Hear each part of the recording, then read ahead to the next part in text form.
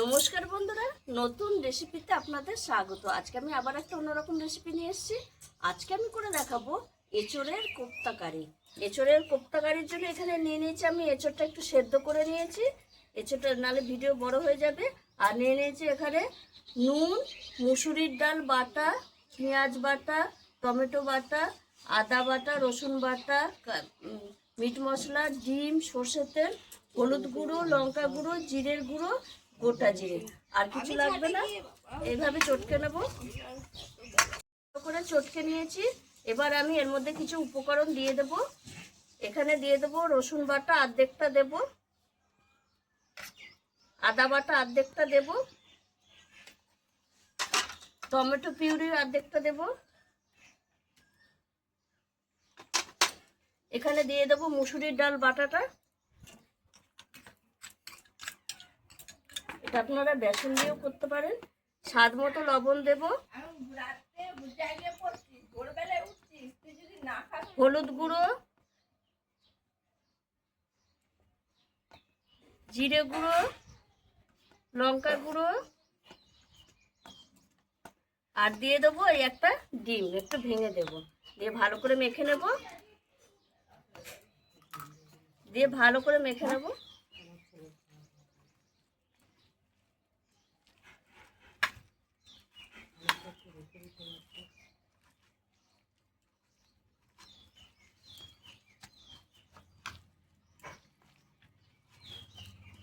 মাখা হয়ে গেছে। এবার খানিকক্ষণ রেখে দেবো, দিয়ে আমি উনুনটা ধরিয়ে নেব।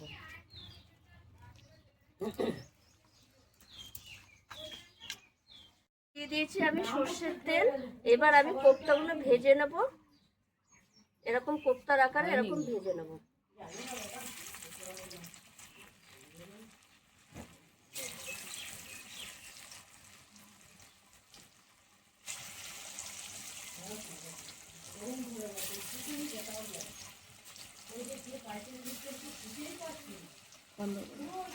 হয়ে গেছে, তুলে নেব।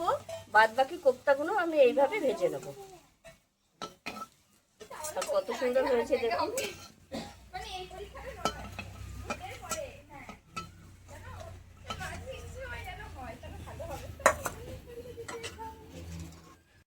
কোপ্তা সব ভাজা হয়ে গেছে। এবার আমি ওই তেলের মধ্যেই ফোড়নে দিয়ে দেবো এলাচ, লবঙ্গ, দারচিনি আর গোটা জিরে। দিয়ে দেবো আগে একটু হলুদ, তাহলে পেঁয়াজ দিলে ছিটকাবে না, নাহলে পেঁয়াজ বাটা দিলেই ছিটকে যাবে। এবার দিয়ে দেবো পেঁয়াজ বাটা,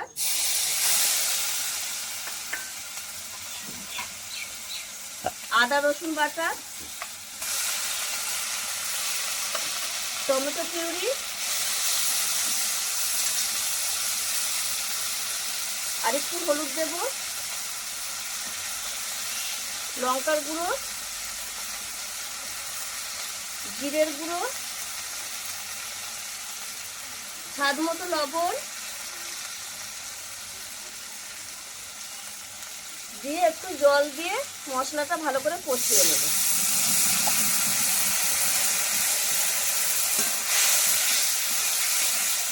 এর মধ্যে দিয়ে দেবো স্বাদ ব্যালেন্সের জন্য একটু চিনি দেব, 1 চামচ মতো দিলাম। মশলা কষানো হয়ে গেছে, তেল ছেড়ে দিয়েছে। এবার আমি একটু মিট মশলা দিয়ে দেবো। এই মিট মশলাটা দিলে একটা মাংসের মতো স্বাদ লাগে। আর যেহেতু একটু এঁচোড়ের কোপ্তা, তা আপনারাও একটু মিট মশলা দেবেন, খেতে অসাধারণ লাগবে। এবার আমি এই মিট মশলার সঙ্গে একটুখানি নেড়ে চেড়ে জল দিয়ে দেবো। গোল ফুটে উঠেছে। এবার আমি এঁচোড়ের কোপ্তাগুলো দিয়ে দেবো।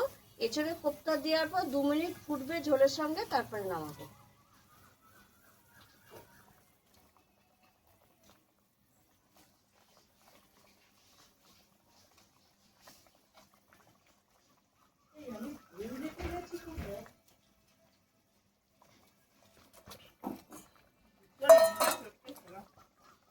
এইভাবে 2 মিনিট ফুটবে, তারপরে নামিয়ে দেব। কোপ্তা দেওয়ার পর 2 মিনিট হয়ে গেছে। এই দেখুন কত সুন্দর ঝোল ঢুকে গেছে কোপ্তার মধ্যে। এবার আমি নামিয়ে দেবো। আর এইটুকুনি ঝোল না রাখলে একদম ঝোলটা মরে যাবে কোপ্তা ঠান্ডা হলে।